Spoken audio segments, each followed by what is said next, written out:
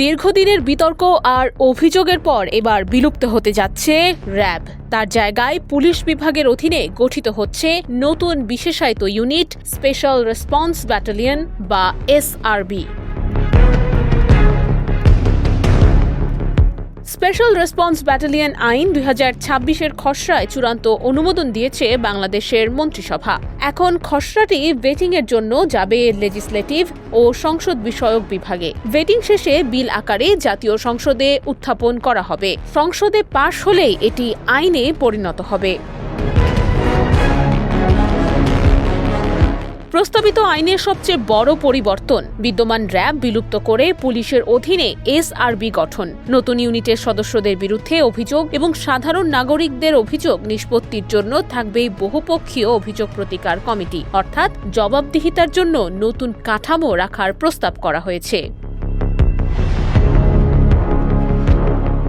2004 সালে খালেদা জিয়া সরকারের সময় পুলিশের বিশেষ বাহিনী হিসেবে র্যাব গঠিত হয়। শুরু থেকেই বাহিনীটির বিরুদ্ধে কথিত ক্রস ফায়ারের নামে বিচার বহির্ভূত হত্যাকাণ্ড সহ নানা অভিযোগ ওঠে। আওয়ামী লীগ সরকারের সময় এসব অভিযোগ আরও বাড়ে। কক্সবাজারের একরামুল হক হত্যাকাণ্ডের পর র্যাবের কয়েকজন বর্তমান ও সাবেক কর্মকর্তার উপর নিষেধাজ্ঞা দেয় যুক্তরাষ্ট্র।